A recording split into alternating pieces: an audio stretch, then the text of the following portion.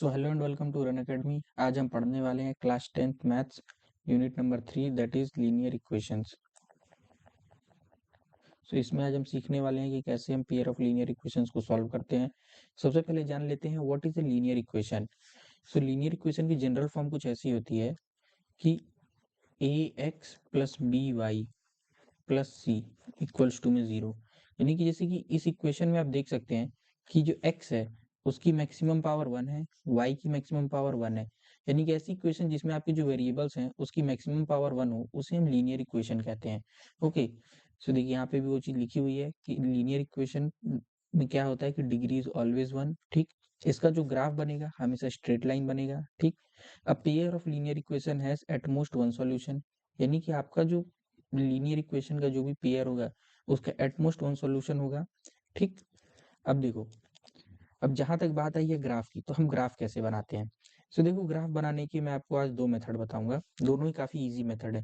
सबसे पहला तरीका तो बहुत ही सिंपल सा है, जैसे आपको एक इक्वेशन दे दी गई है A X plus B Y plus C equals to में 0। ठीक, तो इसमें आप क्या करो कि आप x और y की कोई छोटी छोटी वैल्यू रख लो। ठीक, फॉर एग्जाम्पल मान लो आपने x की वैल्यू मान लो 0 रख दी, तो आपका कुछ तो आपकी y की कुछ वैल्यू आ जाएगी, तो आप उसे नोट कर लेना। ठीक, जो भी वैल्यू आएगी फिर आप क्या कर लो कि y की वैल्यू को 0 रख लो और x की जो भी वैल्यू है आप उसको नोट कर लो, या फिर आप कोई भी वैल्यू रख सकते हो। इस तरह आपको दो पेयर बनाने होंगे, x1 y1 का और एक x2 y2 का। ओके, जैसे फॉर एग्जाम्पल मान लो मैंने एक इक्वेशन ले ली कि 3x plus 2y equals to में 0। सो इसमें फॉर एग्जांपल मान लो मैंने रख दिया x इक्वल्स टू में 1। सो जब मैं x इक्वल्स टू में 1 रखूंगा तो y की वैल्यू क्या आ जाएगी, -3/2। ओके, और जब मैं y इक्वल्स टू में 1 रख दूंगा तो x की वैल्यू क्या आ जाएगी आपकी, -2/3। ठीक, सो हमें दो पेयर मिल जाएंगे, दैट इज x, y के हमें दो पेयर मिल गए जो कुछ ऐसे हैं, 1, -3/2 और -2, 3 -2/3, 1। ठीक, अब होता क्या है कि इससे जो हमें हमें जो लाइन का ग्राफ बनाना है वो काफी इजी हो जाता है। दो पॉइंट्स क्योंकि हमें मिल चुके हैं। अब सबसे पहले हम ग्राफ में आएंगे और 1, -3 को प्लॉट करेंगे। मान लीजिए आपका 1 कहीं यहाँ पे है और -3/2 यहाँ कहीं पे है। ठीक, तो एक पॉइंट तो आपका ये हो जाएगा और एक पॉइंट आपका है -2/3, 1। ठीक, सो आपका 1 वाई एक्सिस में यहाँ कहीं होगा और x में -2/3 मान लेते हैं यहाँ कहीं होगा। ठीक, तो इस तरह से आपका ये एक दूसरा पॉइंट मिल गया। अब आपको करना क्या है, बस इन दोनों पॉइंट्स को ज्वाइन करने वाली एक लाइन बना देनी है और ये आपका बेसिकली ग्राफ बन जाएगा बड़े ही सिंपल तरीके से। सो ग्राफ बनाने का दूसरा तरीका होता है आपका line intercept form. Okay, line intercept form.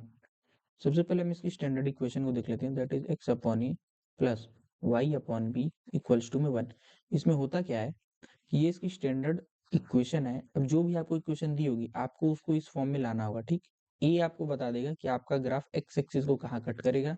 ठीक, और ये जो आपका बी है वो आपको बता देगा कि आपका ग्राफ वाई एक्सिस को कहाँ पे कट करेगा। फॉर एग्जाम्पल मान लीजिए हम एक दूसरा एग्जाम्पल ले लेते हैं, that 3x plus 2y equals to में 6। अब हम करेंगे क्या कि ये जो आपका कांस्टेंट वाला टर्म है हम इस टर्म से ही पूरी इक्वेशन को डिवाइड कर देंगे, तो हमारा ये कुछ ऐसा बन जाएगा कि x upon 2 plus y upon 3 equals to में 1। सो अब देखो आपको x इंटरसेप्ट मिल गया है 2। ठीक, ये हो गया आपका x इंटरसेप्ट और जो आपका ये 3 है ये आपका आ गया y इंटरसेप्ट। ओके, सो अब हम क्या करेंगे, अब हम सिंपली अपना ग्राफ को प्लॉट कर लेंगे। सबसे पहले हमें क्या करना है, x में आना है 2 पे। ओके, मान लेते हैं यहाँ कहीं 2 है और y में आ जाना है आपको कहीं 3 पे, मान लेते हैं यहाँ पे कहीं आपका 3 है। अब आप कुछ नहीं करना है, अब आपको इन दोनों पॉइंट्स को बस सिंपली ज्वाइन कर देना है। जैसे आपकी लाइन, एक मिनट,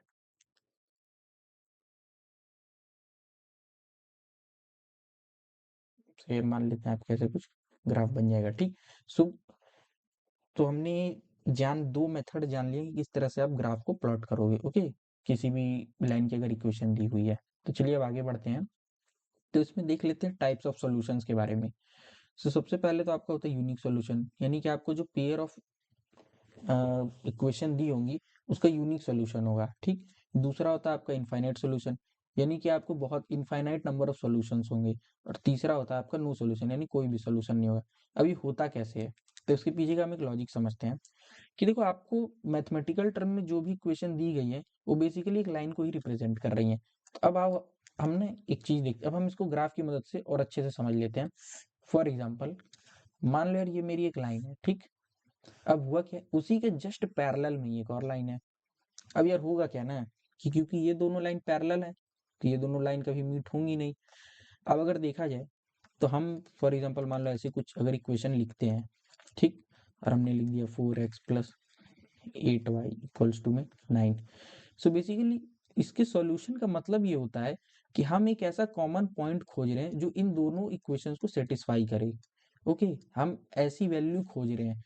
सो अगर वो वैल्यू इन दोनों इक्वेशन को सेटिस्फाई कर रही है तो इसका मतलब वो पॉइंट कहीं ना कहीं उस लाइन पे लाई कर रहा है।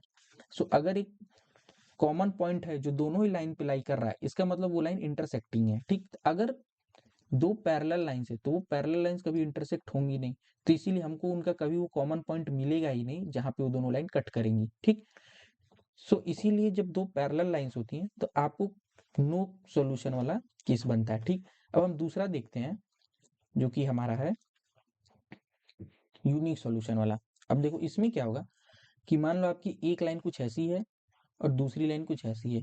अब ये वाली लाइन आपके देखो एक पॉइंट पे कट की यहाँ पे ना, तो ये आपका यूनिक सॉल्यूशन वाला केस हो जाएगा, यूनिक सॉल्यूशन, ठीक। और ये वाला आपकी क्योंकि दोनों लाइन पैरेलल थी तो यहाँ पे आपका नो सॉल्यूशन वाला केस हो जाएगा, ठीक। अब एक तीसरा आपका केस होता है कि यार होता क्या है कभी कभी ना कि आपको एक ही लाइन की इक्वेशन दे दी जाती है, उसी को जस्ट कुछ करते नहीं है, उसका फॉर्म को हल्का सा चेंज कर देते हैं। तो होता क्या है कि दो इक्वेशन होती है लेकिन वो सेम ही लाइन की होती है, तो क्योंकि वो सेम लाइन की तो दोनों लाइंस होती हैं वो कोइंसाइड कर जाती हैं, तो जिसकी वजह से आपको इनफाइनाइट सॉल्यूशंस मिलते हैं। यानी कि अब क्योंकि लाइन कोइंसाइड कर रही है तो इसका मतलब अब उस लाइन पे लाई करने वाले हर पॉइंट को वो दोनों ही लाइन सेटिस्फाई करेंगी, ठीक। तो इस केस में हमें क्या होता है कि इनफाइनाइट सॉल्यूशंस मिलते हैं, ठीक है। तो ये तो हमने इसका थोड़ा ग्राफिकल अप्रोच समझ लिया है, ठीक। अब आगे देखो पेयर ऑफ लीनियर इक्वेशंस। सो देखो ये तो रिप्रेजेंट करने का एक स्टैंडर्ड तरीका होता है that a1x plus b1y plus c1 equals to में 0, a2x plus b2y plus c2 is equals to में 0. So here a1 b1 c1 are coefficients and a2 b2 c2 are coefficients, okay, and x and y are variable, ठीक। So graphical method consistency check. So consistency मतलब मैंने जो आपको बताया कि line की solutions हैं कि नहीं। अगर लाइन के सॉल्यूशन है तो हम बोलेंगे यस दे आर कंसिस्टेंट, और अगर सॉल्यूशन नहीं है दैट यानी कि जब नो सॉल्यूशन वाला केस होगा तो हम बोलेंगे इनकंसिस्टेंट, ठीक। सो ये दोनों आपके कंसिस्टेंट वाले केस होते हैं, और जो ये आपका होता है ये आपका इनकंसिस्टेंट वाला केस होता है, ठीक है, इनकंसिस्ट। अब देखो यूनिक लाइन होने के लिए हम पहचानेंगे कैसे। सो मतलब एक तरीका होता है जिससे हम सिर्फ इक्वेशन को देख के ही जान जाए कि लाइन यूनिक है या नहीं। तो उसका सिंपल सा मेथड ये होता है कि आपको दो इक्वेशन दी हुई है a1x plus b1y plus c1 equals to में 0, here a2x plus b2y plus c2 equals to में 0। अगर आपका a1 upon a2 is not equal to में b1 अपॉन b2 है तो इसका मतलब ये जो दो लाइन है ये इंटरसेक्ट होंगी ही होंगी, इंटरसेक्ट करेंगी, ठीक। तो इसका आपका आ जाएगा यूनिक सॉल्यूशन। जैसे मैंने आपको पहले ही बताया था अगर दो लाइन इंटरसेक्ट करेंगी यानी उनके बीच एक कॉमन पॉइंट आएगा तो इसका मतलब उनका एक यूनिक सॉल्यूशन होगा, ठीक। अब दूसरा केस हम क्या देख लेते हैं कि यार a1 अपॉन a2 है, b1 अपॉन b2 इक्वल है, ठीक। और जो आपका c1 अपॉन c2 है ये भी आपका इक्वल है। तो इस केस में क्या हो जाएगा कि यार देखा जाए ना तो फॉर एग्जांपल हमें क्या मिला, मान लो एक ऐसी लाइन मिली 2x plus 4y equals to में 3, और हमने दूसरी लाइन ऐसे लिख दी 4x plus 8y equals to में 6। अब देखा जाए तो यार हम किसी भी इक्वेशन में डिवाइड या मल्टीप्लाई कर सकते हैं दोनों साइड। अगर हम ये हमारी पहली इक्वेशन है और ये हमारी दूसरी इक्वेशन है, अब इस इक्वेशन में अगर हम 2 से डिवाइड कर दें तो इक्वेशन सेम कुछ पहले वाली जैसी बन जाएगी कुछ ऐसी, तो इसका मतलब कि ये जो आपकी दूसरी इक्वेशन है ना, ये पहले वाली ही इक्वेशन लिखी हुई है, बस उसमें 2 से मल्टीप्लाई करके लिख दिया गया है। यानी कि आपको जो 2 इक्वेशन दी गई है लाइन की, वो सेम ही लाइन की दी गई है। और मैंने आपको बताया था जब दोनों लाइन सेम हो जाती है यानी लाइन कोइंसाइड कर गई, इस केस में आपको क्या होगा कि इनफाइनाइट सॉल्यूशंस मिल जाएंगे। ठीक, इनफाइनाइट सॉल्यूशन।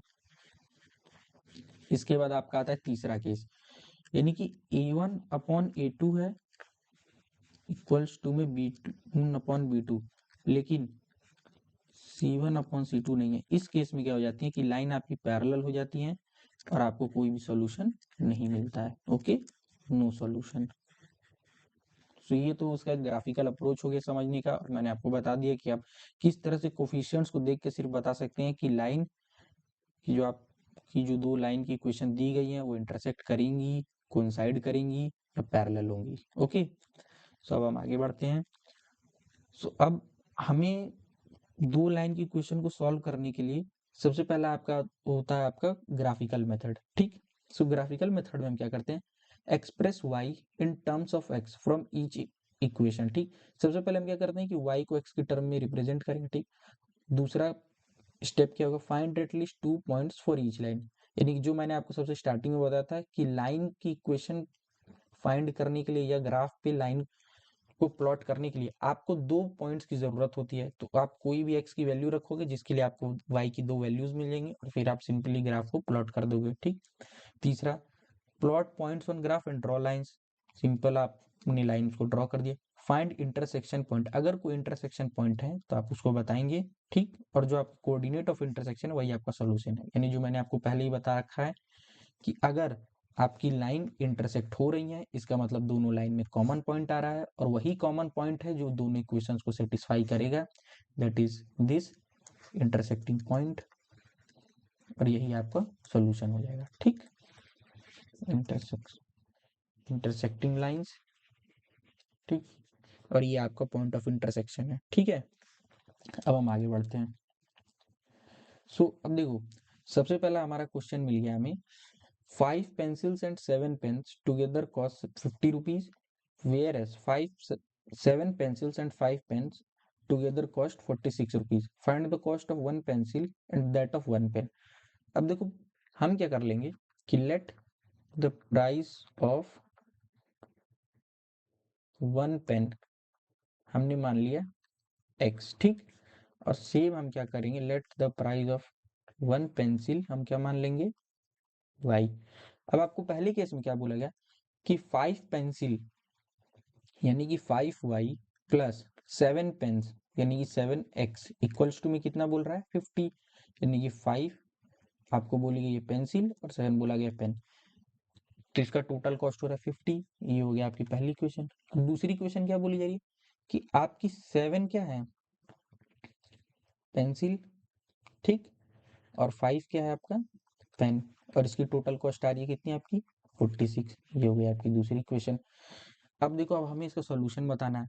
सो पहले ही जैसे ही मैंने आपको बताया था कि देखो ये इसका A1 है, ये B1 है, ये A2 है, ये B2 है। अगर हम A1/A2 और B1/B2 को चेक करें तो ये कैसा है 5/7 और ये आपका 7/5, सो इक्वल नहीं है। इसका मतलब कि इसका ये लाइन इंटरसेक्ट करेंगी और इसका यूनिक सॉल्यूशन होगा। ठीक, अब वो हम कैसे पता करेंगे, देखो इसको पता करने के लिए मैंने आपको बताया था ग्राफ प्लॉट करने के लिए दो मेथड होते हैं। एक, या तो आप x की कोई दो वैल्यूज रखें पहली इक्वेशन में और y की दो वैल्यू निकालने से आपको 2 पॉइंट मिल जाएंगे, फिर आप दूसरी इक्वेशन में x की दो वैल्यू रखें और y की आपको दो वैल्यू मिलेंगी, फिर आप y के ग्राफ को प्लॉट कर दें। या एक मेथड जो मैंने आपको बताया था कि आप इन दोनों लाइंस की क्या कर लो ना, इंटरसेप्ट फॉर्म बना लो। ठीक, एक तो वो मेथड है, लेकिन सिंपली हम क्या करेंगे यहाँ पे x की कोई वैल्यू रखेंगे, y की वैल्यू निकाल लेंगे। ठीक, उसकी मदद से हम ग्राफ को प्लॉट करेंगे और फिर पॉइंट ऑफ इंटरसेक्शन खोज लेंगे। तो ये इसी तरह से ये दूसरा सवाल भी है, इसको मैं आपको होमवर्क में दे रहा हूँ, आप इसको अटेम्प्ट करें। ठीक,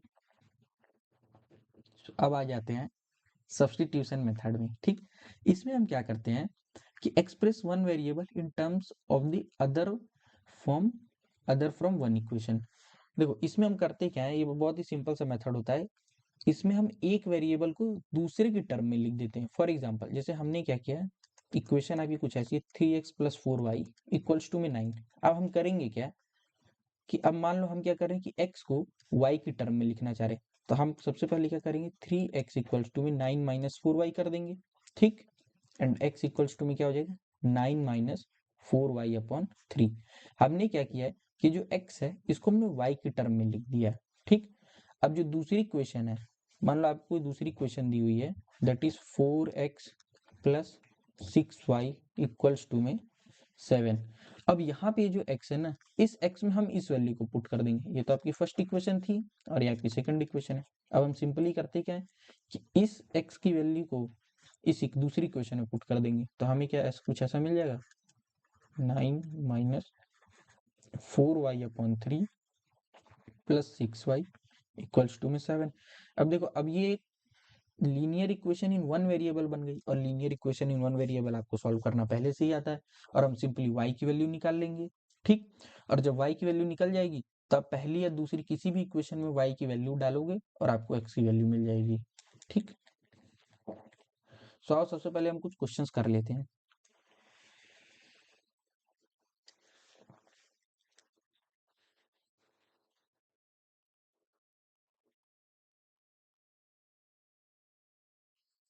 पहला क्वेश्चन है कि √2x plus √3y equals to में 0, ठीक। ये आपकी वही क्वेश्चन 1 और ये हुई आपकी इक्वेशन नंबर 2, ठीक है। सो इक्वेशन 1 को हम सबसे पहले हम क्या करते हैं कि जो आपका y है हम इसको x की टर्म में लिख लेंगे। So here your y will be equals to में √2x अपॉन में क्या हो जाएगा √3 माइनस ऑफ √2x, ठीक। ये हो जाएगा आपका ये, ठीक। अब हम क्या करेंगे कि y की ये जो वैल्यू है इसे हम इस इक्वेशन में पुट कर देंगे, दूसरी इक्वेशन में। इसको मान लेते हैं हम 3, ठीक। सो यूजिंग 3 एंड 2 हमने क्या किया कि ये आ गया आपका √3x माइनस √8 और y की वैल्यू फिर हम इसमें पुट कर देंगे माइनस √2x अपॉन में √3 इक्वल्स टू में 0, ठीक है।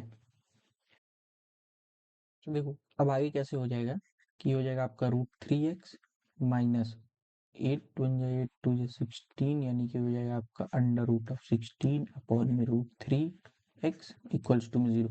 अगर हम x को कॉमन ले लें तो आपका ही कुछ ऐसा बन जाएगा √3 माइनस 4/√3 इक्वल्स टू में 0। सो आपका x इक्वल्स टू में 0 आ गया।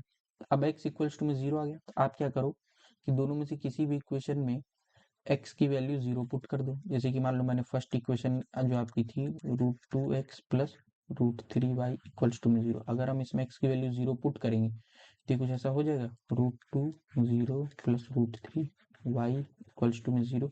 सो यहाँ से आपकी y की वैल्यू भी 0 आ जाएगी। सो आपका जो सोल्यूशन हो जाएगा वो आपका हो जाएगा दैट इज 0,0, ठीक। इसी तरह से हम दूसरा क्वेश्चन देख लेते हैं। और ये देखो बहुत सिंपल सी चीज भी है कि जब आपकी कांस्टेंट की वैल्यू दोनों इक्वेशन में अगर 0 है ना यार, तो आपका एक सॉल्यूशन तो 0,0 ही हो जाएगा, ठीक। और ये जो बाकी के 2 सवाल है ये मैं आपको होमवर्क में दे रहा हूँ, आप इसको अच्छे से प्रैक्टिस करें, ठीक। अब हम चलते हैं तीसरे मेथड पे, दैट इज एलिमिनेशन मेथड। इसमें हम क्या करते हैं कि दोनों इक्वेशंस में हम कुछ ऑपरेशंस परफॉर्म करते हैं जिसकी मदद से हम किसी एक वेरिएबल को एलिमिनेट कर देते हैं। अब ये हम करते कैसे हैं, इसको हम क्वेश्चंस की मदद से समझते हैं, ठीक। अब देखो आपको 2 इक्वेशन दे दी गई हैं। The first one is 3x plus 4y equals to में 10, ठीक। दूसरी इक्वेशन दे दी गई 2x minus 2y equals to में 2। अब ये आपके ऊपर है कि आप किस वेरिएबल को एलिमिनेट करना चाहते हो, ठीक। एलिमिनेट करने का प्रोसेस बड़ा सिंपल सा होता है। फॉर एग्जाम्पल मान लो आपको x की जो x वेरिएबल है आपको इसे एलिमिनेट करना है, तो आप करोगे क्या कि x के जो कोफिशिएंट्स हैं उनका आप ले लो एलसीएम, ठीक। और उसके बाद आपको आपको ये जो कोफिशिएंट है उसको एलसीएम के इक्वल बनाने की कोशिश करनी है। फॉर एग्जाम्पल देखो यहाँ जो पहली क्वेश्चन है उसमें x का कोफिशिएंट है 3, दूसरी क्वेश्चन में x का कोफिशिएंट है 2। अब आप इन दोनों का जब आप एलसीएम लोगे तो वो आ जाएगा 6। अब यार आपको पहली वाली इक्वेशन में x का कोफिशिएंट 6 बनाना है, तो आप क्या करोगे इसमें 2 से मल्टीप्लाई कर दो पूरी इक्वेशन में, सो जब आप इक्वेशन 1 में 2 से मल्टीप्लाई करोगे तो ये कुछ ऐसी बन जाएगी 6x plus 8y equals to में 20। और देखा जाए तो इसमें 2x है, ठीक, इसको आपको बनाना 6x, तो आप इसमें 3 से मल्टीप्लाई कर दो। सो इक्वेशन 3 में अपने 3 से मल्टीप्लाई कर दिया। ये आपकी फर्स्ट इक्वेशन है, आपकी सेकंड इक्वेशन है। तो ये आपकी कुछ ऐसी बन जाएगी कि 6x minus 6y equals to में,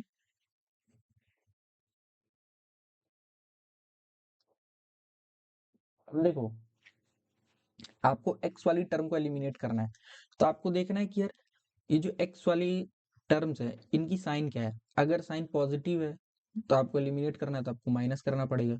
अगर साइन अपोजिट है यानी एक प्लस एक माइनस है तो आप दोनों को जोड़ दोगे तो वैल्यू 0 हो जाएंगी। तो क्योंकि साइन सेम है तो हम क्या करेंगे, सिंपली माइनस कर देंगे। किसी भी इक्वेशंस में से किसी को भी आप माइनस कर दो सिंपली।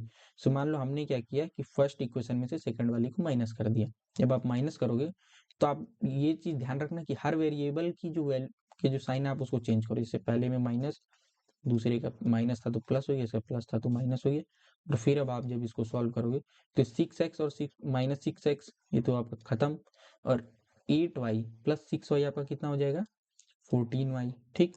और जब आपका 20 में से 6 जाएगा तो कितना बचेगा 14, और y की आपकी वैल्यू क्या आ जाएगी 14/14, दैट इज 1, ठीक। अब एक वैल्यू y की आपकी आ गई, अब आपको x की वैल्यू निकालनी है। तो हम फिर वही सेम प्रोसेस करेंगे कि हम y की जो वैल्यू आई है इसको किसी भी एक इक्वेशन में पुट कर देंगे, जिससे आपकी x की वैल्यू आ जाएगी। मान लीजिए हमने सेकंड इक्वेशन में पुट किया, so here 2x minus 2 y की वैल्यू 1 और ये इक्वल टू में 2। So 2x equals to में 2 plus 2 which is 4. So x will be your 2. So आपका जो सॉल्यूशन आ जाएगा वो हो जाएगा 2,1, ठीक। इसी तरह से हम कुछ PYQ भी देख लेते हैं। So the problem is 5 years hence Nuri's age will be thrice Sonu's age. 10 years later Nuri will be twice Sonu's age. Find their current ages, ठीक। सो देखो इस प्रॉब्लम को सॉल्व करने के लिए बड़ी सिंपल सी अप्रोच रहेगी। इस तरह के क्वेश्चन आपने पहले भी किए होंगे। देखो इसकी बड़ी सिंपल सी अप्रोच होती है। सो हम क्या करते हैं, मान लेते हैं नूरी की एज आपकी x है, ठीक, और सोनू की एज क्या है y है, ठीक। अब बोल क्या रहा है 5 years hence Noori's age will be thrice Sonu's age, ठीक।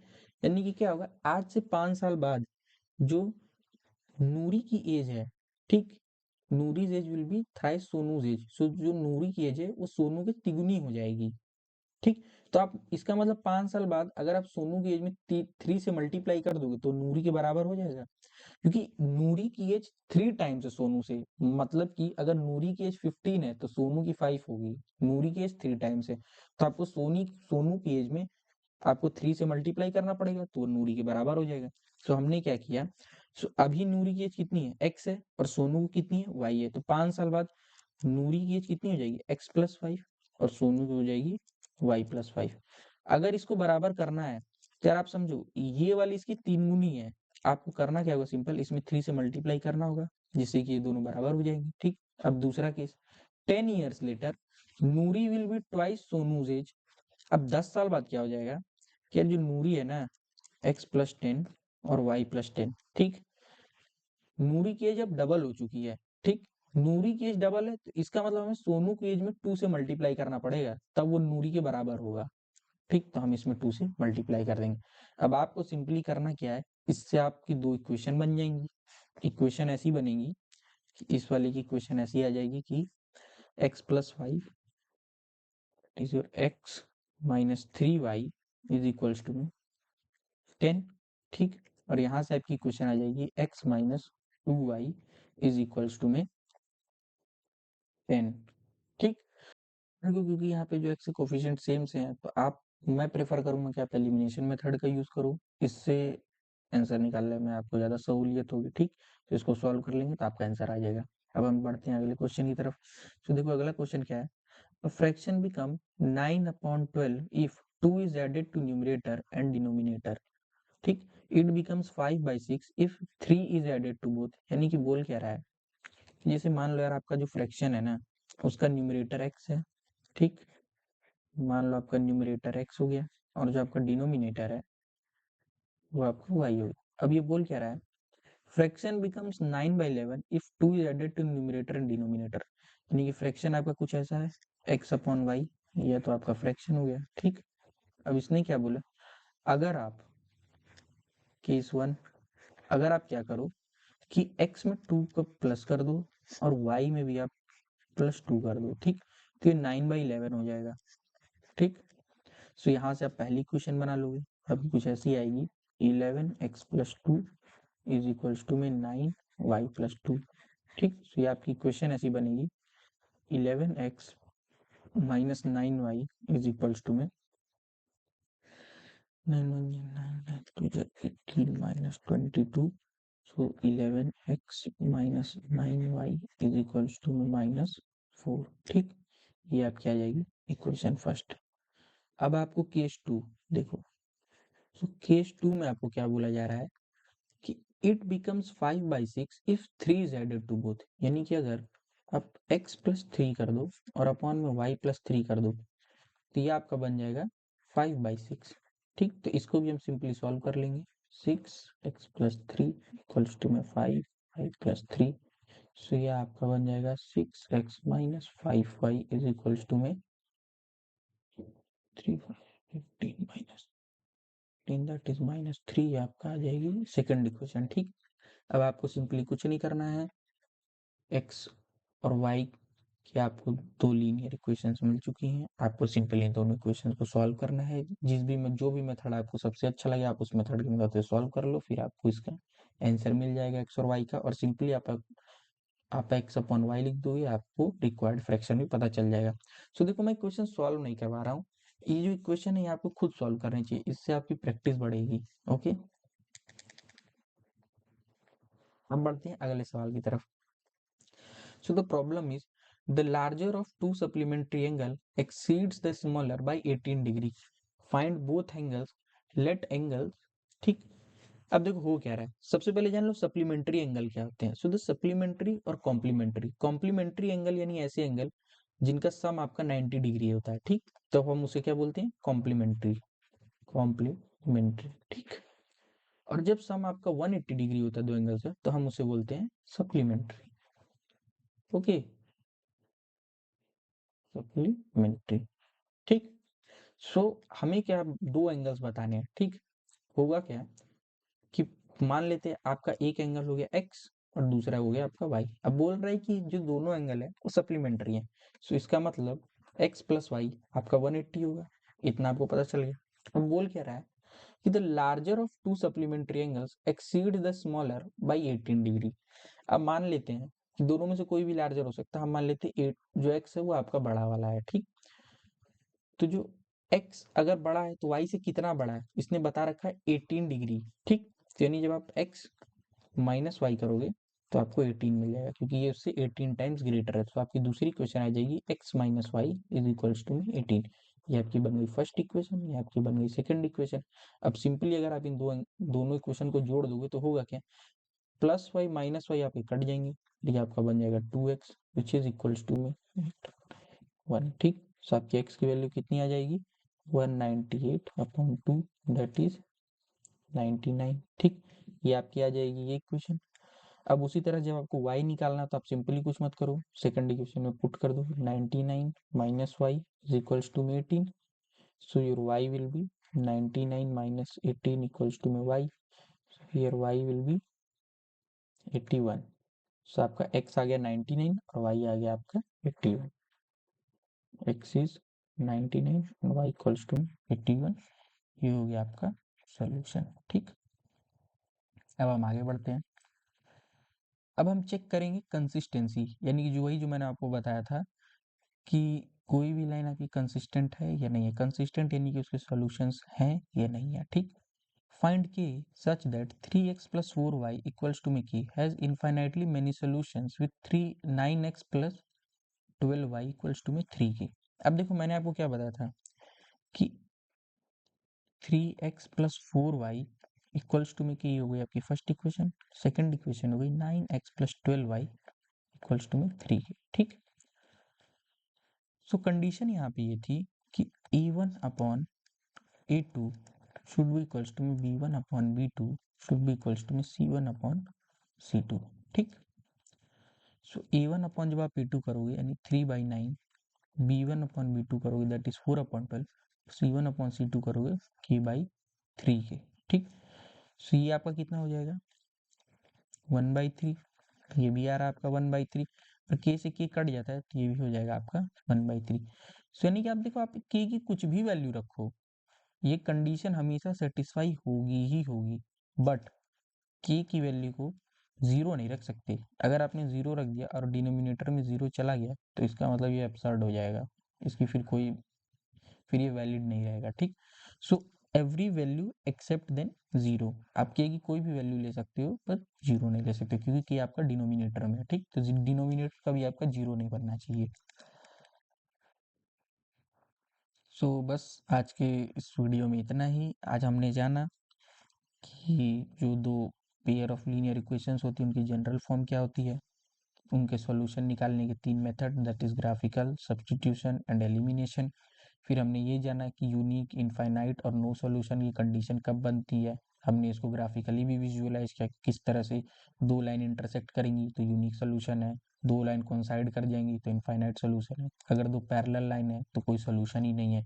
कंसिस्टेंसी में भी हमने आपको बता दिया किस तरह से आपको कोफिशिएंट्स की रेशियो की मदद से आप पता कर सकते हो कि कोई भी दो pair of linear equation consistent है या नहीं, ठीक। सो थैंक यू, आज की वीडियो में इतना ही। और ये लास्ट में ये क्वेश्चन मैं आपको दे रहा हूँ होमवर्क के लिए, ठीक है। इस क्वेश्चन को आप जरूर से सॉल्व करें। Thank you.